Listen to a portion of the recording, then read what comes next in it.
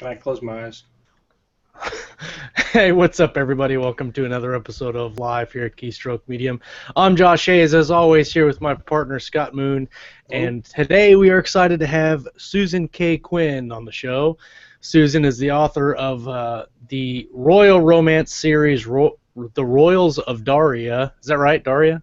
Yes. And two youth, young adult cyberpunk series, Singularity in the Mindjack Saga, and also the indie author survival guide, along with numerous short stories and novellas. Welcome, Susan. How are you doing today? Doing great. Excited to be here.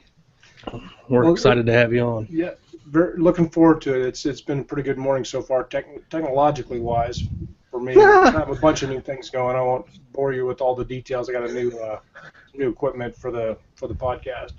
But Nice. what I'd like to do, Susan, is can you kind of just introduce yourself a little bit more and talk about your work, and so our listeners can know who you are and kind of what we're doing here today. Absolutely. I call myself an ex-rocket scientist because I have a PhD in engineering and did a bunch of work with NASA and global warming and all kinds of cool, fun, sciencey stuff, and I absolutely love that work. But I took a break from it to raise some kids, and those pesky kids just keep growing up, and eventually I'm like, yeah, I'll go back to work in engineering at some point. And then I literally sat down one day and said, you know what, I think I'm going to try to write a book or something. And I was just totally bit by the bug, and it was like an obsession, and this huge creative thing happened in my brain, and I have never looked back. I'm like, well, I need to make a career out of this because I just can't even imagine doing anything else anymore. So it took me a while to fold in all my technology background and engineering bent into things, into my fiction. But I definitely use that sort of analytical approach in my business. I mean, that's sort of a natural thing for me. So you obviously have a good science background. And then, I'm assuming have you always been a reader? Some of the favorite things? Yeah. I've been a huge reader, and in fact, I've given a couple of talks to kids because I started out writing children's fiction. I don't do just children's anymore, but I'm a huge advocate of education and technology and education, but also now creativity. And so I was giving some talks to some kids, and I was saying, don't be like me. I wrote all these things when I was a kid. I was a huge writer. I was like that kid writing stories and illustrating them. God help me. On your Big Chief notepad, like Josh, his crayon. And steal little slips of paper and pass them to my. I was writing serials in high school. I didn't know that's what it was, but I was having a blast with it. And then I had to get serious and get grown up and have a career and all that kind of stuff. And I'm like, my God, why didn't I keep writing? I really wished I had. And I think if I had, I might have actually even stayed with science longer, which is a kind of an interesting flip. But because, science is great, but there was something missing for me. And that the missing part was the creative side. Right. And if I had learned earlier how to integrate that, I think I could have stayed with both for longer, and that would have been better, but by the same token, it got me to where I am today, so I can't really fault life for that. I've had an interesting one so far. So well, sometimes life experiences add a lot to writing. Absolutely. So I'd encourage kids to write and keep writing, no matter what, whether you're making a career or not out of it. Just keep doing it. Even if you keep it in the drawer, but eventually it's fun to share stuff, and. Yeah. That's part of the growth process also. I know that a lot of people in our society they give a lot of lip service to creativity as a positive value, but if you've ever been in a workplace, it's not necessarily creative. Until you actually do something with it. And then they're like, no, don't do that. That's crazy. It's like, okay, you don't, and that's our society. That's part of our societal values, at least in the U.S. We're very practical people. And we're very, we have lots of different sides. But I actually had to even confront that within myself with my kids because, it's one thing to take risks yourself, right? And it's a whole different thing when your kid starts to do it. Yeah, and my you're kids don't take risks. I know they're not allowed to take risks. Yeah, right. You're like, no, you must be safe and in this little bubble where I'm going to protect you and make your life beautiful and golden.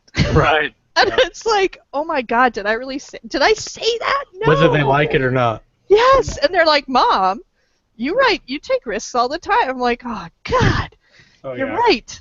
So remember that thing I did growing up that I nearly died? Yeah, you're not doing that. You're not doing that. You are learning from my mistakes. No, it doesn't work that way. Yeah. It'd be nice. So you had a regular day job for a number of years. Did you write throughout that day job, or did you come back into it later? How did that work? I did not do any writing while I was doing my engineering stuff, and in fact, there was lots of warning signs along the way if I had just paid attention to them. And one of them, I still have this sort of emblazoned in my memory. I was working on my PhD, and I was at NASA, the NASA Langley, which is out on the East Coast, and I was in this lab 24/7 with all these, technicians, and we were just working really hard, and I was starting to lose my mind a little bit, which is like it happens to every PhD student along the way. If you've ever done that, it's like the most intense project you've ever done in your life, and you're just like, that is your life. That is all you do. And so I remember coming out of the lab one day into some blast of southern heat, and I'm like, I'm not just an engineer, I'm also a poet.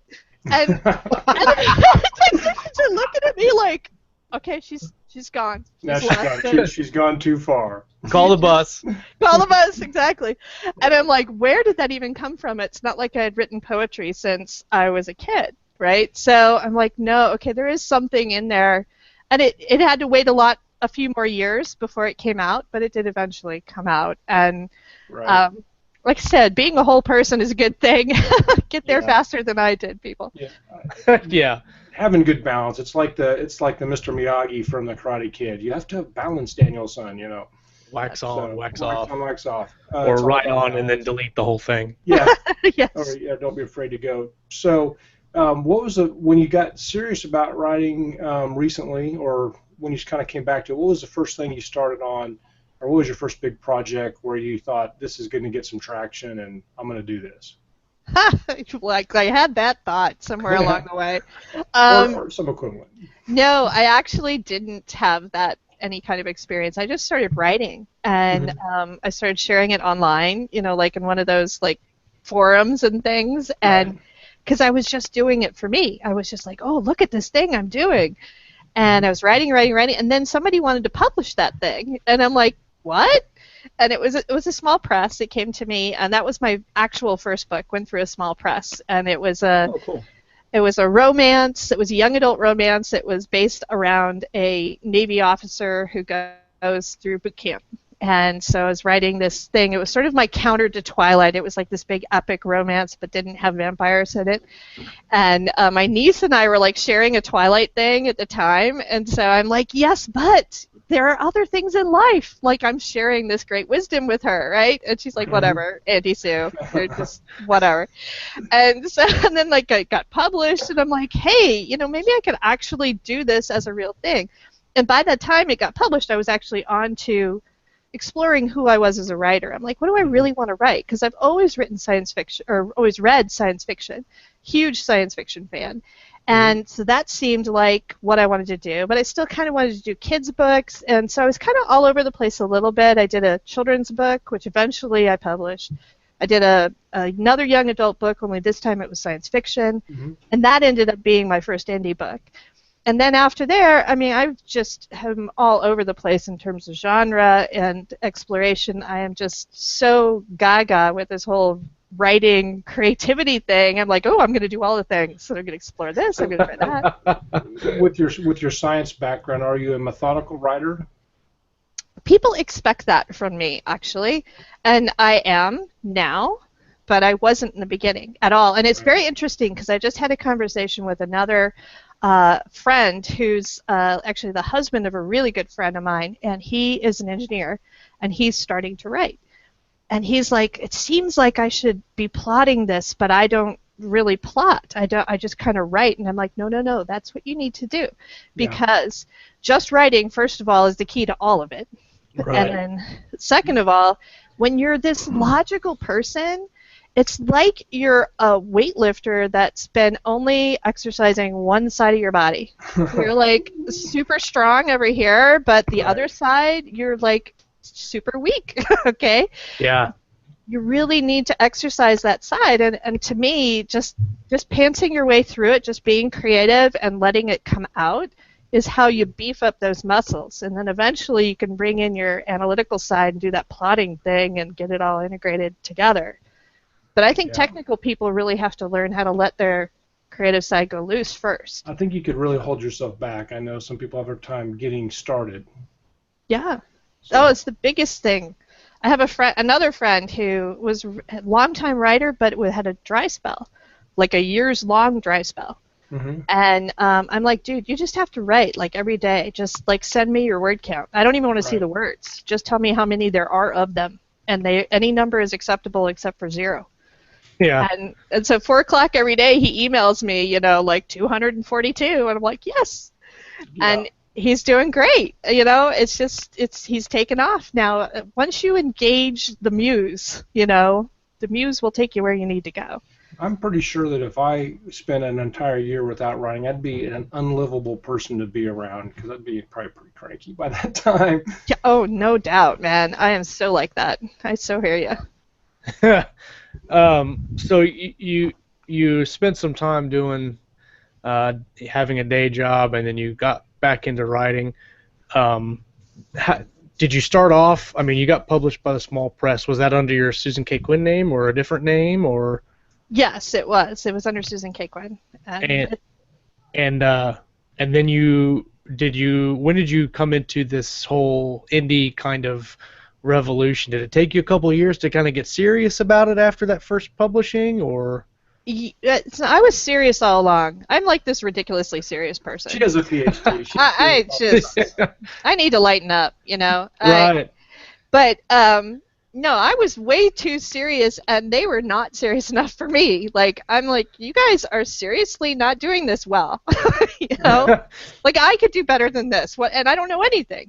And so, yeah, I had a bad experience with that first press. And so when it came around, and I'm like, okay, now I'm going to write the big book. I'm going to write the book that's going to, because I was still in the traditional publishing universe at that point, as were most people. This is back in like 2010.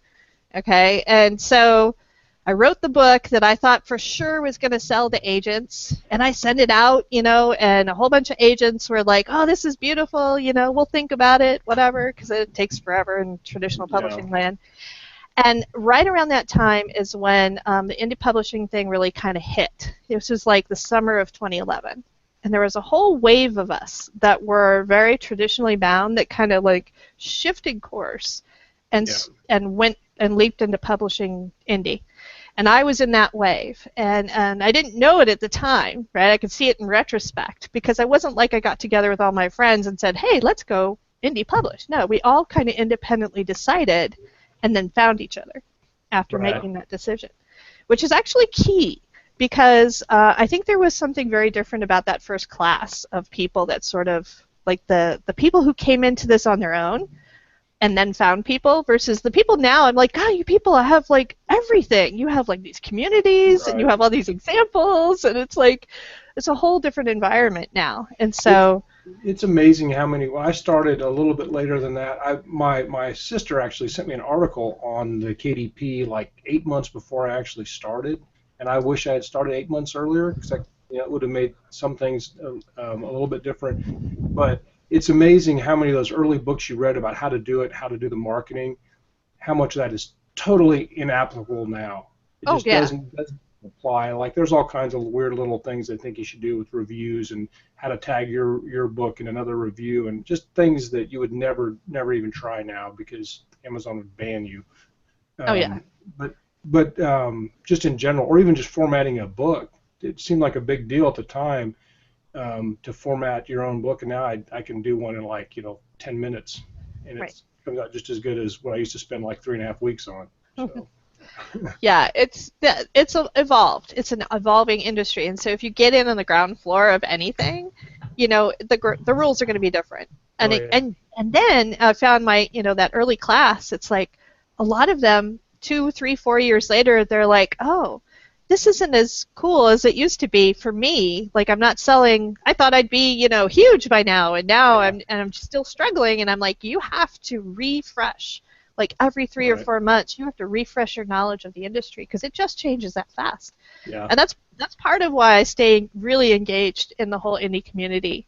And, I have my For Love or Money group. We've got 800 authors there, and we're constantly sharing information because you have to do that in order to just really know what your industry is doing and not be stuck in an old model, of how to do it. So It's definitely something that would lend itself to very rapid change. yeah. Well, it's rapid change, and being an indie author is kind of a very different thing than just being an author. For like traditional publish, you just write and you send it in, and you don't have to worry about anything else. But as an indie author, you've got to. See, I know a few traditional publishing authors, and they would laugh at that statement because they are like, yeah, we still have to do all the marketing and a bunch of stuff. Unless you're like a huge person, like they give you a $500,000 contract for your book because you're just that awesome. Yeah. You're going to have to really work hard at the marketing. Only now, all your hands are and all your appendages are tied behind your back because you don't control pricing or your blurb. So you can send when you're a traditional author, you can send it in and watch it die. Yes, that's a little more accurate, unfortunately, which is very, very sad. But you know what? That's great. If you want to try that, you go for it. You try it, and then you come back later, and we'll talk about doing indie because that's the way most people are finding success these days. Yeah. So. But you started off. Was your Debt Collector series? Is that the first thing that you worked on? You started on your indie publishing, or no, was it? Not at all. My first was my young adult science fiction, the Mindjack series. Mindjack, okay. Yes. Debt Collector was like some weird, wild thing that I decided to do because I could, because that's what indie is. I mean, indie is nothing except do it because you can.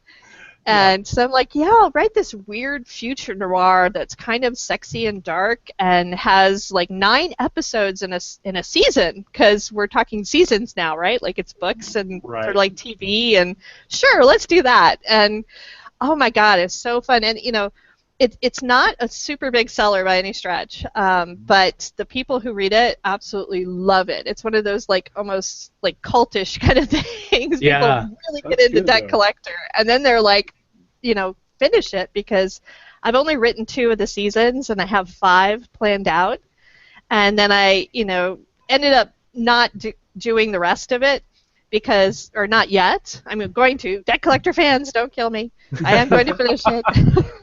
You heard it here first. Yes, I swear. But I had this like really fun concept of having a different debt collector. The idea is that it's a future noir, sort of like like Blade Runner-ish kind of world, dark and grim. But the idea is that people can they can suck out your life energy and transfer it to someone else who is more worthy. And so these debt collectors are employed, so it's like you run up all your debts and your future life earnings, the tally balance bean counters get involved, and they're like, nope, you're not, you're in debt for life. You're never going to get out of that. Like you run up health bills or whatever at the end of your life. Mm-hmm. The debt collectors come in and cash you out and give what's left of your life energy to, that great entrepreneur who's like changing the world. Like Elon Musk would get all the life energy because he's doing all the things, right? Yeah. So it's like this totally chilling and bizarre idea that if you talk to senior citizens, like I have senior citizen readers who are like, holy crap, this is like way too close to being like something that could happen. And I'm like, yeah, I know, right? So it's a great concept for sure. It sounds like it just lends itself to some kind of tension and suspense as far as very high stakes. We go a lot of dark places with it, and it's the first book that I wrote that was really dark, and that I kind of let myself do that. And so the concept of the 5 seasons is that each season follows a debt collector, and so I'm literally like, you're in the POV of the Grim Reaper, okay? Nice. And so you're following this one and then this next one, and then I'm going to have 4 of these characters that in the 5th season they kind of all come together like the Avengers, and they're following the larger story arc. So it's a really fun concept, and I'm absolutely going to finish it. It's just like I can't write all the things at once. So It definitely sounds like it should be finished because it's quite a great concept, and Yeah. I'm already mad at you that the last three aren't there. I haven't started the first one yet, but I They're gonna probably be will. like a Winds of Winter book. Like, it's gonna be ready next year, I promise. Yeah, right. I don't quite have that kind of fan base, but yeah, and it's something where I talk a lot about writing for love and writing for money, and I do Mhm. both, not always in the same book. So Right. Deck Collector is definitely a for love one. I love it. The readers love it. It will get finished, but it has to fit into a timeline that works for the rest of my career. So That Right. when you're talking there did bring up a good question. Josh and I have talked about this quite a bit, or a couple of times at least, about when you're writing something that you, because I had some stories where I'm like, this is too dark, and then some of them have not been published yet, and I've held back, and some of them are already out there, and I'm like, man, that's pretty dark, and it's out there, and people are reading it, and it's easy to worry about that as a writer. So how do you and handle that? I struggled with that a lot in that particular book because it had sex in it, okay? Mhm. It had really grim death stuff in it, and it just was really chilling in a lot of ways. Right. And so what I told myself at the time was, I'm just going to write this. Not, like I had a choice, okay? The Right. idea came and it like hit me like a thunderbolt to the brain and is like, write this now. And so I'm like, okay. So I wrote it and I'm like, I don't even know if I'm going to publish it. But I know I have to write it. So I might as well just write it and just go with it. As dark and whatever, wherever it's going, I'm going with it. And I did that. And then when I came back to editing, I'm like, okay, are you going to pull this back? Are you going to delete this? Really? Because Right. it works. For the story, it totally works, Right. but are you going to censor it just because Mrs. Jones down the street might read it and, think less of you as a person? And so, You're writing, I well, mean, sorry, Mom. yeah, right? Is that really going to be who I am as an artist? Okay? Yeah. Am I going to be that artist who does that? And it was kind of a moment for me to really realize who I am and what I'm about with this writing, which is something I think every artist, every writer has to go through that, like probably multiple times. Like who am I really? And why am I in this? And what risks am I willing to take? And I refer people all the time to pretty famous author Brené Brown. She writes nonfiction about taking risks and basically being vulnerable to the world. The thing Right. that makes you vulnerable, that it makes you afraid, okay, is because you're exposing something about yourself to the world. Mhm. And that is the most amazing and fantastic thing. And the people who do that, who are able to hold on bare knuckled through that process, like, oh God, I'm doing it, I'm publishing this, Yeah. they end up connecting with people in a way that is profound. And I'm sure it feels more honest, and I wonder yes. sometimes if people who say I can't write, you always meet people that are like I can't write, and maybe if that's what it is, it's really more I'm afraid to put these words out and have other people judge me, and as a writer, you got to do that for 90,000 words or something. So, There um, are so many fears that are bound up in the process of creative work, whether it's writing or painting or music even. I have a 30-minute webinar that I put together that's all about fear. Is nothing but fear because I feel like I've had all the fears, like sure. afraid to publish, afraid to write, afraid to call myself a writer because I was a scientist, right? I was a serious person. I was Right. like one of those, like, God Like forbid, like, Josh. yeah, Yeah. You're no, no, serious like Josh. All the time. What's all your the shirt? What's your shirt say, Josh? Just that you're talking about seriousness. Oh, it's I have a beautiful daughter, and I also have a lightsaber and a shovel and an alibi. Yeah. So, awesome. why so serious? That's what I do. A related question, and I'm kind of hogging the question floor here, but I promise I'll share. But so you talked about getting struck by a thunderbolt, and you got to write it. Then how do you maintain that? Because at least in my experience, I wake up and I have these great ideas, and you go crazy for maybe 30,000 words.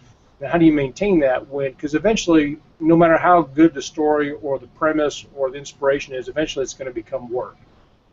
So how do you handle that? It's always work, but sometimes it's compulsory work. Yeah. So sometimes the lightning bolt strikes and I have to write a certain thing.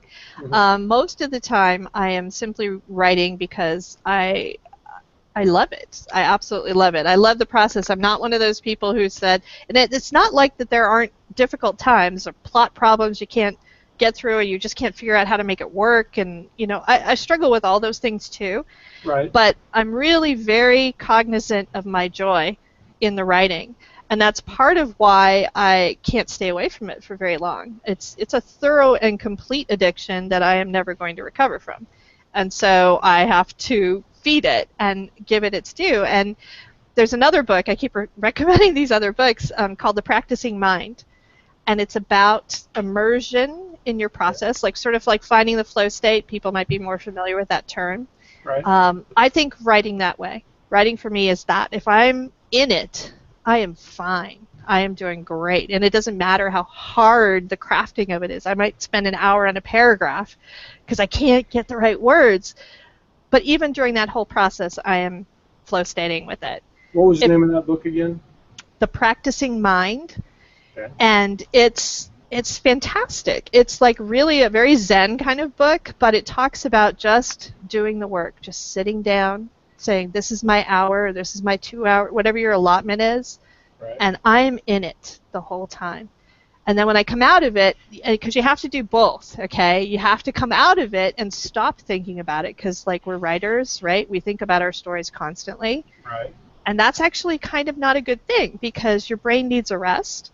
And you need to kind of have this sort of diffuse mode that you go into where I'm like thinking about the kids and the grocery list and the taking a shower, going for a walk, and then boom, all this stuff comes in, all the creative stuff.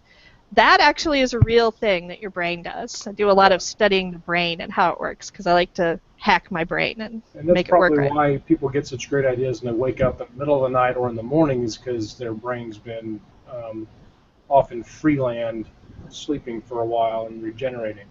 Right. Like you literally can't. This is not okay. I'm going to do another thing. Learning how to learn is it's actually a Coursera course you can take about how your brain works.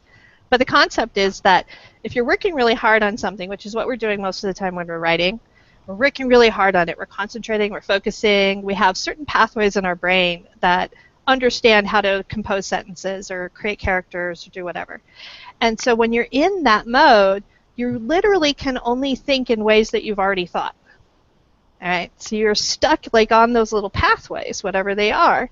But when you relax and you go take a walk or you go into what's called this diffuse mode, where now all the little disparate bits can sort of reorganize themselves and come up with something new, a new pattern.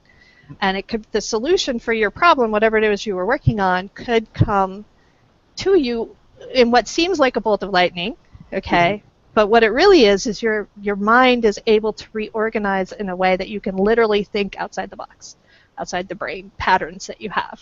That's, I mean, every guest that we have on the show says something that inevitably, like, is like a punch in the face to me because it seems so simple, but when they articulate it the way that they do, it's amazing to me. Like, this just happened to me the other day where I sat in front of the computer for probably 2 hours trying to fix this scene in this book that I'm writing, and the answer was not coming, and I was just, I was free writing and trying to make it work, and it wouldn't work, and everything that I wrote, I was like, this is horrible, and it's not going to work, I'm going to delete all of it. And then after 2 hours of fighting with it, I went to bed, and literally as soon as I turned the light off and turned the Kindle on and started to read, I fixed it. Mm-hmm. And so I had to get my phone and make a note, and because I wasn't about to get up and go write it again because it was like 1 o'clock in the morning. But yeah, I mean, it's crazy how your mind does that when you don't want it to. It's like trying to think of a person's name, and you're like, I can't think of it, but it'll come at me later. Right. Yeah. Yeah, and understanding that that's how your brain works, to me, is really an important part of me as a writer, going to the next level with my writing, because I'll be working hard on something, and instead of getting frustrated, I'll be like, all right, I've put in my time working on it. I've done everything I can do with the conscious part of my brain. I need to let the boys in the basement, as Stephen King calls them, go to work on it for a while, and I'm just going to go to the store, and get the groceries done, because that's got to happen too. And I don't feel that I think there's a lot of tension that writers feel like when they're not writing, like they should be writing, and when they're writing, that they should not be writing because they should be taking care of their family or doing some other thing on the to-do list. Oh, yeah. So there's always this like back and forth, oh my God, I should be doing something else. And when you really understand how your brain works, you're really working on it all the time, and it's kind of okay to let that go and Absolutely. let the background stuff work for a while, and then come back, and then you'll know you'll be fully armed when you're ready to go at it again. So I love it. Blame all my distraction throughout the day on my mind's in diffuse mode. Yeah, that's right. Well, see, now distraction is a whole other thing. That's a demon that you must stab with a fork and put it down, okay? Because that's a terrible, terrible thing. So we talked yesterday evening when we made sure everything was working correctly, and you mentioned that Singularity is what you're working on now. I believe it's the third book in the series. Can you talk a little bit about Singularity for those who aren't familiar with it? I've seen the covers and they're fantastic. They're young adult science fiction, but I'm interested in the characters of that book. Okay. I love this series. It's definitely a for love series, and it was one I had to work through a lot of fear actually to write it, because it talks about robots and neurobiology and spirituality all at the same time, and I'm like, oh no, that's not going to bring anybody after me. Like, just a little bit of light reading. I managed to piss everybody off. Oh God, yes, anyway. That was I will piss everybody off feeling big time with this series. Okay, so it's about the main character is a legacy human in a future world after it's post-singularity. So the singularity's occurred where most of humanity has ascended into these super intelligent human-robot hybrids. Okay? And so they did this by like taking nanites into their brains and growing their intelligence to this higher level, and then they developed all kinds of technology and stuff so that they could basically live forever. And so very cool. Yeah, it's a great concept, and the world is just vast, which is why I'm writing so many stories in it. I've got lots of little stories and a whole series and a prequel and all kinds of stuff. But the main series follows a boy named Eli, who is a legacy human, and he has been left behind. So in the original Singularity, there were these dissenters who didn't want to ascend. And eventually the ascenders, the higher intelligence people, shut it off and said, okay, no more humans can ascend after this, because otherwise, you guys breed like rabbits and we'll just overpopulate the universe. So that's not going to work. And so, but they preserved these humans, these legacy humans, as sort of a biological museum. They preserve them for their DNA. And so they want to, and also as this sort of paternalistic love thing where, we came from you and you are our ancestors, and we want to keep you in this nice little cage and treat you very nicely because you're lovely. And, so my character is like, no, forget that. I want to be one of you. And so they have 4 slots every year where they allow certain humans to compete to ascend. And if you win, if you take the gold, it's in this creative Olympics. So the Olympics are, in the 4 categories, are the different forms of the 4 arts. And so my character is a painter. And the problem is that he has these weird fugue states that he goes into where he creates this fantastic art. Like his normal art is, good, but not great. The fugue state art is inspired. And so this happens in front of his patron. He has an ascender who's a patron of his art. And he ends up getting tagged to go to the Olympics. And so now here's his one chance. And oh, by the way, his mother is dying of a disease that the ascenders will not cure because it's genetically based and they don't want to tamper with the genome. So he's got all these reasons why he wants to be one of them. Right. And so the story is about Eli's journey through 5 books. We're on book 3 now. And the whole Olympics thing is just the beginning of it. And he sort of discovers that the world is not exactly how he thinks it is.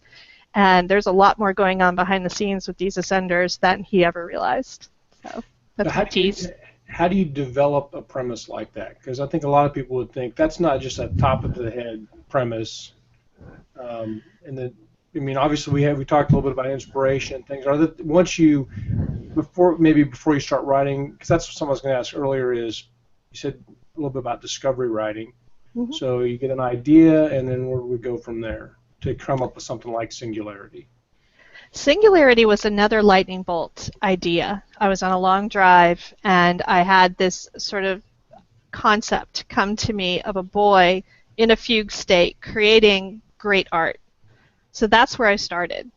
That was my one image. And I almost always have like an image. It's almost a visual thing. Like with Mind Jack, I had an image. That's a story where a girl who can't read minds is in a future world where everyone reads minds. Oh, that'd be inconvenient.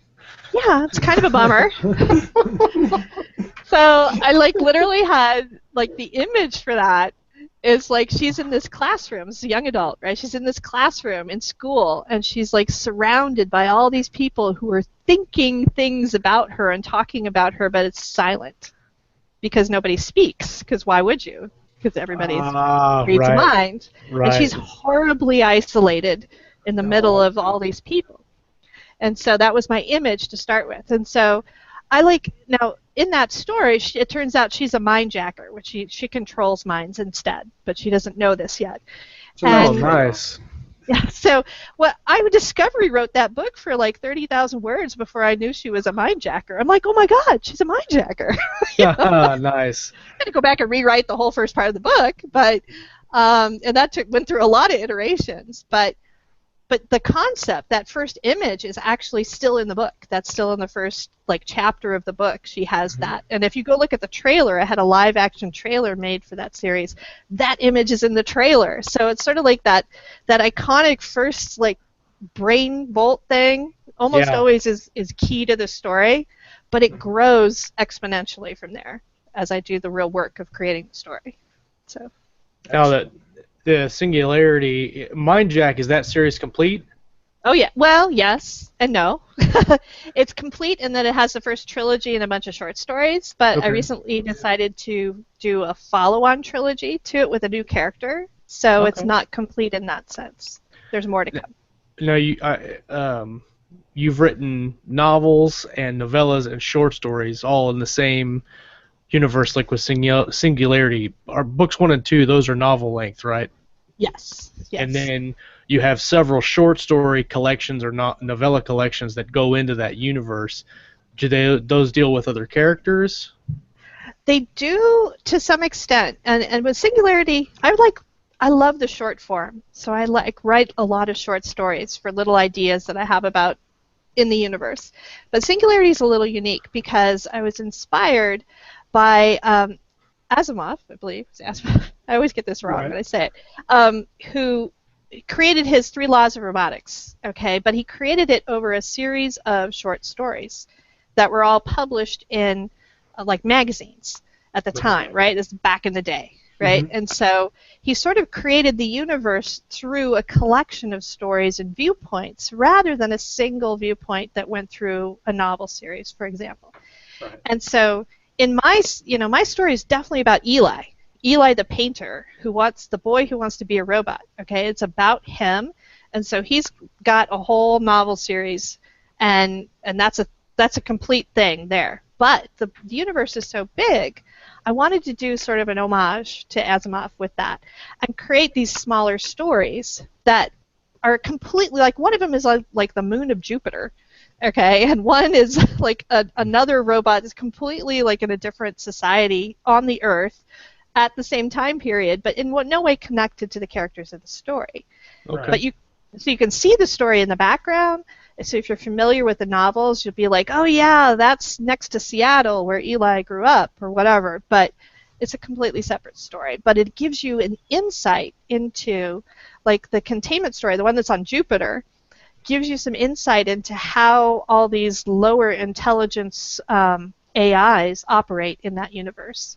And we don't see a lot of those, at least not in the first 3 books. We will eventually, right? But, so it gives deeper insight into what the rules are for this world and how it operates.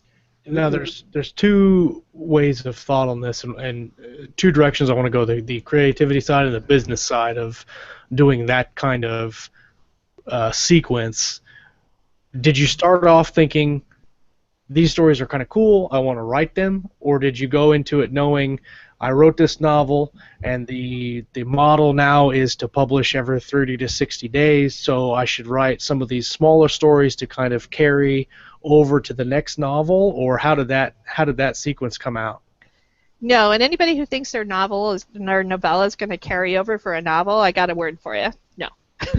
It's not going to work that way. I wish it worked that way. Because if it worked that way, I'd be like the queen of it, let me tell you. Because I write so many short stories. Mm-hmm. And the short stories never sell anywhere near as what the novels sell. So if your novels sell at level 100, your short stories are going to be at level 30. Okay, that's about how that works. Right. And we use levels instead of because that way we can all kind of translate our sales into. I'm a level 100 sales. That'd be awesome. I think we should work on that. An official Amazon designation. I like it too. Yeah. I'm a 25th level mage and a 100th level author.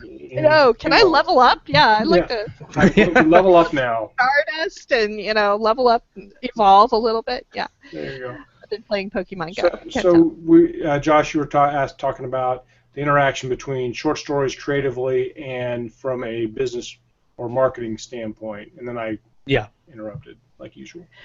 So the market, I answered marketing first. So marketing, no, it's really not. I mean, you can try that a little bit, and I have seen some people have success with putting out, say, a novella first, actually, and maybe setting that free so they get a whole bunch of people excited about their world, and then they introduce the novel. So, there's some ways you can play with it. It's not like it's a zero response. It's just not anything like releasing a novel. It doesn't have that same power. Are they good maybe for reader magnets or to get people kind of into your tribe? Yes, they absolutely. They can serve a whole bunch of different purposes. For example, a lot of my short stories for Singularity came out of invitations to participate in an anthology. So I literally didn't even have the idea beyond the concept of I know I want to write a bunch of short stories. Okay, somewhere along the way in this process.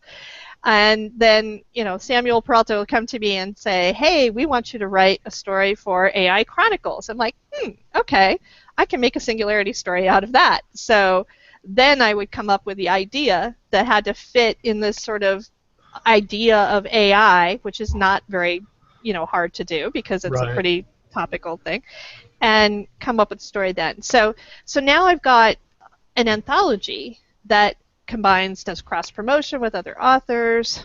I can also publish that separately, which I did do later. I can give it away free. I can do free runs with it. There's all kinds of stuff that you can use it for.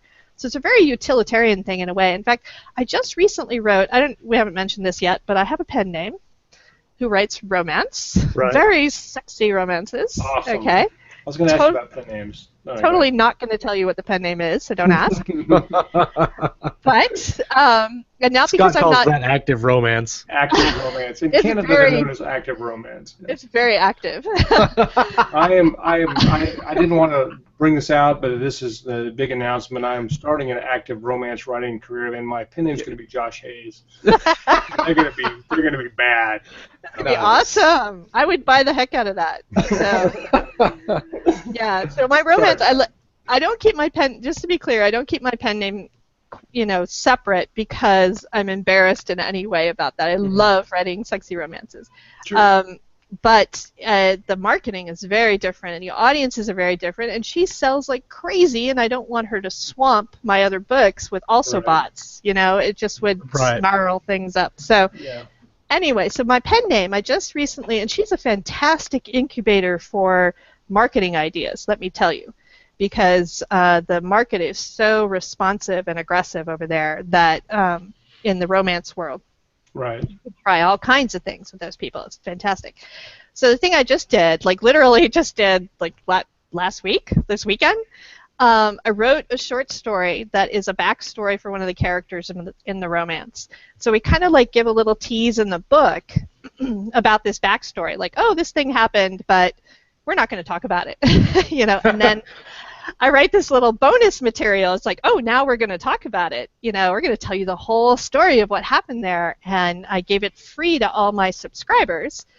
And then I put it at the end of the book with the idea being that I have these readers that are not subscribers, but I want them to be. So I give them this, and it's exclusive to subscribers. No, I don't even publish it, or I haven't published it. I maybe will in the future.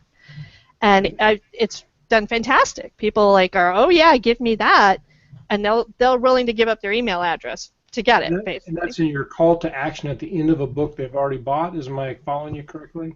Yeah, and in fact, this is the second book in the series, so they're already invested in the series, and then they get the bonus material. So I'm getting the hardcore fans that are, you know, willing to finally sign up for the newsletter, and then, you know, I'm rewarding all my previous newsletter subscribers by giving it to them free, so there's good reason for them to sign up, stuff like that. So that's great for that. That's interesting. That do you sell them on the premise that this is a story that they kind of got a taste of, and if they want to know the whole thing, they need to get this? Or do you just say, hey, this is bonus content, you can only get it if you sign up for my newsletter?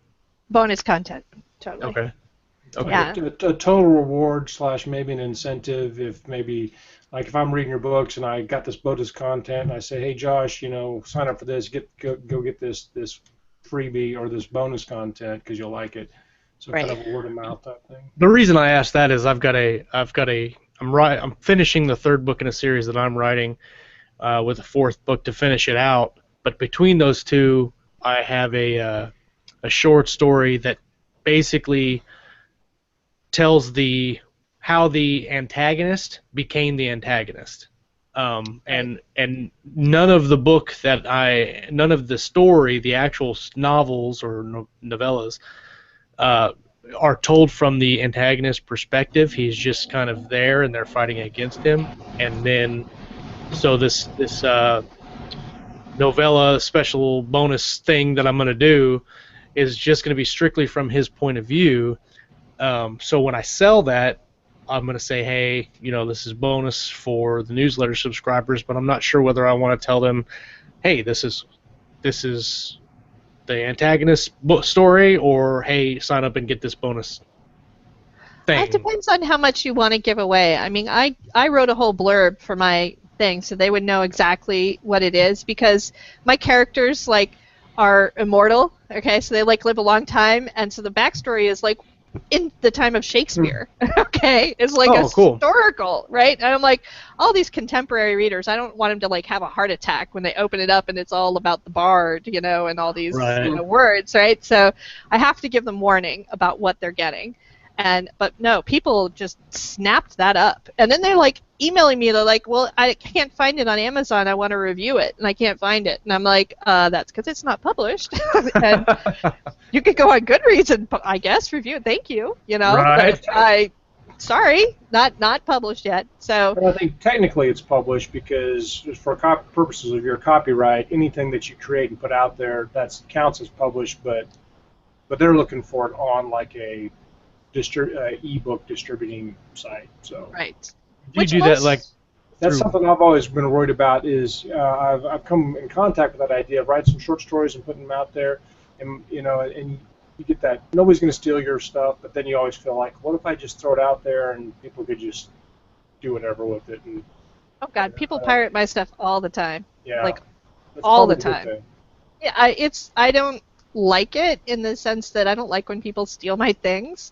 Right. Okay, I'm not a fan of that, but I'm not going to worry my head about it because I've got other better things to do, and there's no way to stop it either, you know. And generally the pirates are not people who are going to buy me or buy my stuff, so I don't really need to worry about it so much. But mostly most of my short stories I do legitimately publish on Amazon and everywhere else if I'm wide. This is one of the first times I've kept it exclusive for subscribers, sort of as an experiment, and it's working pretty well. So, you know, before I was always like, I don't want to deny people content if they want it. I don't want to force them to subscribe. But so I made it for sale, and then people would just go buy it, which is great. But, you know, I would really rather bring them into my ecosystem. with the Right. subscribers. So I had an idea with that for a new series that I'm planning, that you to write a novel, and then for the life of the novel, or say 3 or 4 months, for the newsletter, have a short story that relates to a character in that novel. I don't know, like 30,000 words or something, like a novella. And then when book 2 comes out, publish the novella, and then create another one that is exclusive for the newsletter, and then just kind of leapfrog the exclusive every 6 months, change it. So whenever you're getting, and obviously you're going to send it out to your existing subscribers, but that it changes so that the reward is different for every publication that you have. It's a fresh reward. I kind of like that idea. I think that. Yeah, I like that too. With your Singularity series, or and end of the books that you write, it seems like you've written all in trilogies. Is that purposeful in writing in trilogies, or? Well, first of all, the number 3 has magic. Right? There's power in the number 3. It's a mythological number. I gave a whole talk about this actually recently, about plotting and series and how do you structure them. But no, I don't just write in trilogies. I mean, I've got Deck Collector as a 9-book serial. Right. Okay. It's really sets of 3, though, if you break it down. It's multiple. And of threes. I think that's what I meant. But not always. And then the Singularity, for example, is a good example of a 5-book series. My pen name has written a 5-book series. Okay. And the key there, for if you're thinking structurally as a storyteller, and I encourage actually your listeners to go to my For Love or Money group. I've got the whole 2-hour talk that I gave on audio. Right? We're all big about audio here. So a friend of mine helped record and remaster the audio so you can listen to the whole thing. And there's a handout and such. But anyway, the key is that another book recommendation for you. James Scott Bell wrote a book called Writing from the Middle, and it talks about the midpoint of your book and how it's this key pivot point when your character goes from the before to the after, right? Yeah. And so if you're designing a series, okay, that midpoint comes at the midpoint of your second book. That's where your pivot point is. If you're writing a 5-book series, it comes in the middle of the 3rd book. Right? And so you pivot around that, and you have a structure that works on sort of a larger story structure that's the same as any other novel structure. You've got, your 3 acts, magic number of 3 again, and you build the 3 acts into now your 5 books. So I really have 3 acts, even though I have 5 books. So it's spread out a little bit differently. Like book 4, I'm just finishing up book 3 on my 5-book series. Book 4 is going to be almost entirely the all is lost moment. If you're familiar with Save the Cat and the structure that they use there, it's like, there's going to be a whole book that's all darkness and before the climax of the whole series. So structurally, I have a lot of fun with structure now that I'm like fully engaged with all of that, but I still can't, it's like, even though I know what the structure is and I know how the story ends, I don't really know all the ways that we get there yet, and I won't know that until I actually write the book. Right. So there's still a lot to discover. You're a plotter in the sense that you know the major events, but a pantser in a sense that you figure out on your way there how you get there or what happens. Yes, although I do all levels of plotting. I mean, I will plot out a 5-book series. I won't just finish plotting out a 9-book series. There's legitimately 9 novels, okay? And I'm just finished the 2nd one. I'm about to start the 3rd one today. So I'll plot that out, then I'll plot out the book, then I'll plot out the chapter, right? So I'll get down, especially because I do dictation now, and so I will literally have bullet pointed out every bit of that chapter, then take my page, and then I'll walk around and dictate it, right? And act it out and do all kinds of fun things that I do with dictation. Do you use Dragon Dictate, or do you use a different program? I use Dragon. Version 13 is much better than prior versions. If you have a bias against Dragon, it's much better now. What about with a Mac or PC for Dragon? I've heard there's a difference. There is a difference. PC is better. PC is better. It has different software. Yeah, it's not actually the same software. They've got 2 different engines for understanding your speech. That's very interesting. Now this brings a little bit. And we just been time has been flying by. So that kind of leads into tools. I want to ask you a little about that, and I wanted to ask you before I forget about your interior book design and your ebooks. I saw you had some maps and some really nice stuff in there. You do. Sorry, my phone's ringing here. I can't I did turn it it on off. the last show. So. So it was my boss, and I hung up on him. I was like, click. Sorry. Yeah, in Sorry. fact, I should do that. I should be like, sorry, you're done. Yeah. Okay. Okay, your question. Interiors. We'll start with that one. I do some nice stuff with interiors because I like pretty things. And so I do fancy headers and that kind of stuff. There's basically just image files in my EPUBs. So Okay. I use Sigil as an editor. You could use Calibre as an editor. Sigil's better. Okay, so that's why I use it. But it's also not supported quite as much. So, And so do you don't use Scrivener, you use something else to format your ebooks? I love Scrivener to death, but I do not put my books in it. I use Okay. it for organization. I use it for Right. research. I use it to organize my marketing, but I don't use it to put my books into it. And Sigil, how do you spell that? Sigil? Yes. Is that Yes. hard to use? Hard to learn? Or you just play with it until you get what you want? It's pretty what you see is what you get, editing. Okay, but if you don't know some of the HTML behind EPUB books, it might be a little more tricky because you really need to kind of dig into it a little bit to make sure it's nice and clean. And Right. so Sigil is a little complicated, but it's got documentation. It's freeware. So I've heard lots of people really seem to love. People that use it seem to be sing its praises. It's the best out there if you're comfortable with some HTML programming and some CSS, which is just formatting styles. It's not anything. It sounds scarier than it is. But Calibre is a little more comfortable for people who aren't. It doesn't have as much features and flexibility, but it's also better for someone who's not quite so into that. The other thing you could use, and I haven't used, but I've heard a lot of people talk about, is Vellum. It's a new software that's out that I think makes really pretty books, but it costs you some money. Okay. And then related to that question is, so you have a map. A lot of people in science fiction and fantasy are going to have maps or need maps. So what's the best, or how did you get your map created? Did you make that map yourself? Did you hire an artist or something else? I hired an artist to make my map for me, and because always hire an artist, always, unless you are an artist, hire someone. And I just made a small PDF of it and put a link to a larger PDF outside the book. Ebooks do not scale PDFs very well, like at all, and so it sucks for maps, really. I think it's better now, but it's still not great. It's better if you're on an iPad, or some other tablet device. You can do better with it. But I always give an offline resource, or I try to, just because, or out of the book resource, so that people who really are nerdy about it can get in there and see what it is. As if there's that much in there. I don't know. People are excited about it. I saw the link, and the map's pretty straightforward in your Third Daughter series. Yes. But I know that maps can be really important in fantasy in particular. Right. Third Daughter is fantasy, but it's a very light fantasy. It's not epic. It's not, J.R.R. Martin type of, where's the scorecard? I can't keep a track of everybody.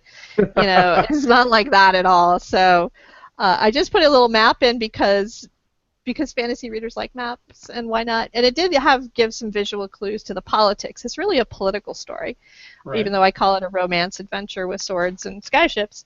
It's really about politics. So if you're politics, you need a map to know who the players are. So. Right.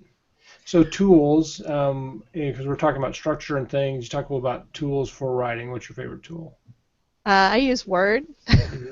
I'm very boring. I use Word. I write on my little notebooks every once in a while. I don't get super sophisticated in those tools. The tools that I like when I think of for writing are things like I track my word count. I use that as a tool and just a spreadsheet where I write down every day what my word count is and what my mood is. Do you have a goal every day for your word count? No, in the sense that I have more flexibility than that. I need more flexibility than that because I'm working on so many different things.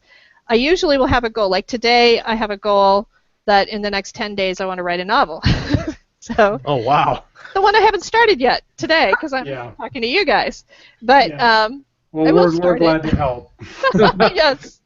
No, it'll be fun. I'll be like all jazzed after I get done with this, and I'll be off to go writing. I bought a couple of pre-made book covers last night, and I have a similar experience. Where I have a almost more of a feeling and a little bit of a premise, and I just would love to be able to just sit back and hide for 10 days and write like crazy. It'd be awesome.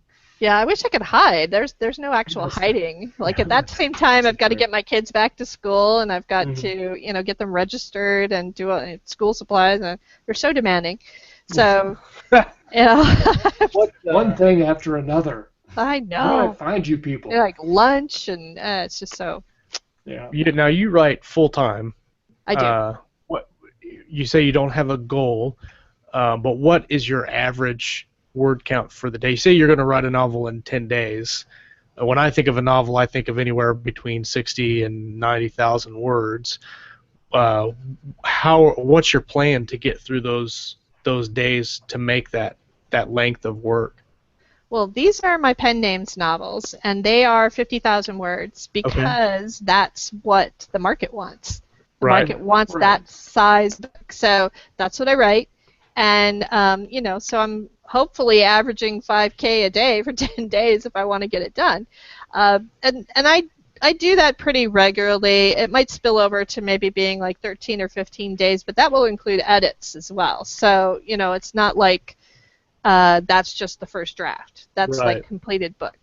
But, when I'm writing Singularity, it's a whole different thing. I have a whole different process for that. And that's a longer book. First of all, it's twice as long. So it's like 100K. And it's a different style of book. And it has a different level of research complexity to it. And there's all kinds of stuff that is very different between the two genres. For somebody who's never written a book before, the complexity potential as far as the difference between a 50,000 and a 100,000 word book, it's like exponential.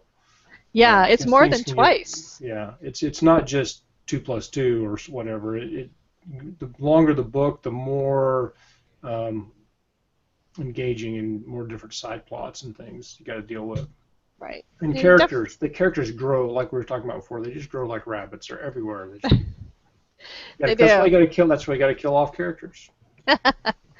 Yes. So we're coming up on the hour. I know we started just a couple minutes late, but I had one question that I wanted to ask before we get where people can find you at, and that's I was reading your bio this morning just to get some intro information, and it says that your novels and short stories have been optioned for virtual reality. Is that just a tagline that you have in there, or does that mean something? It means something, yeah. Okay, no, I'm lying about that. I'm interested in what that means, because I've never heard of virtual reality before. All right, so there's a company called Immersive Entertainment. It's a startup company, and they were trying, before Oculus Rift finally released their Rift, so this is like going back a couple of years now when I was first optioned. Immersive wanted to do storytelling in the virtual environment, and so they were pitching this to all the major players and trying to get startup money, trying to get seed money, and they needed IP, they needed stories, and they came across Deck Collector, which is already serialized and already dark and gritty and appeals to the gamer market, right? I guess, or something, and so they optioned that, and then later they actually optioned Third Daughter as well because of the sort of rich tapestry of steampunk and East Indian culture. It had a very visually rich environment, and so that was going to be really good for their sales pitch, basically. And so, unfortunately, Immersive did not get their startup funding. They actually kind of ended up going a different direction, and part of it was because the storytelling is really difficult to do conceptually in virtual reality. It's like, who are you in the virtual? You're not a player, right? You can't play the game because it's scripted, right? There's a story that you got to go through, right? So that's still very much a baby industry. There's a few people who are trying to do it. We actually wrote scripts. The executive producer for Immersive wrote the scripts. He's a producer and a scriptwriter, and so we worked on it together, which was so fun, so fun to say, okay, how are we going to translate this into virtual? Like, what does that even mean? Right. You know? So it was like, okay, now we need to, how do we cut scenes? We've got to transition, we introduced some kind of transporter technology to the thing so he could like zip from one spot to another spot. And it kind of was really difficult conceptually, difficult enough that I think that was part of why they couldn't sell it. Right. And so even though I'm still under option, it's probably not going to happen. And they've gone a different direction with it, making some virtual escapes, which are go to the Bermudas for your vacation or whatever, and sort of an entry-level sort of thing where we get started on the concept of virtual. They talked a lot about virtual reality type technology and stuff. I went to the Smart Artist Summit down in Austin, Texas this last spring, and they talked about that. And they talked about some online stores, virtual stores and stuff in different parts of the world where you can put on your virtual goggles and go shopping in some other place. And it seemed like there's, it's coming. It's coming still. Who knows when? But it'd be nice to be on the very front end of it. Wouldn't that be cool? Yeah, and I think I was a little too early. It's really what it really was, and I think Immersive was too. They were a little too early with their concept, and it wasn't fully fleshed out yet. So I expect it to eventually come, and I think virtual is one of those technologies where you just can't see how it's going to happen. It's going to unfold as people discover it. Like I was just reading something about people were in hospitals, in extended stays like hospice, and they're hooking them up to virtual because it triggers the mind to be able to move around and be in a different space rather than being trapped in that same four walls all the time, right? Yeah. That'd be a great use for that. That'd be definitely worthwhile. So all kinds of cool stuff I see coming. You had one other question, Josh. I think you were asking also. Oh no, that was it. Oh come on, you got one. For people that are watching the show that are not already Susan Kaye Quinn fans, which you should be, where can people find information on you and your books? They can go to my website, susankayquinn.com, and it's Kaye. Quinn.com, and I get in the habit of talking to myself in the third person. It's really kind of bizarre. That's what happens when you have a pen name. But I just had my website revamped, so it's super pretty right now. And I saw that this morning. Yeah, so I'm excited about that, and it has a giveaway going on for audiobooks if you're interested. So cool. I'm interested. I'll be there. Scott and I are somewhat of audiobook junkies, so yeah. Awesome. That's awesome. Well, Susan, it's been a fantastic conversation this morning having you on the show. Thank you. Really glad you got to take time out of your week and your 50,000-word novel project to come on and talk with us. Yes. I definitely had a good time. Scott, do you have anything else?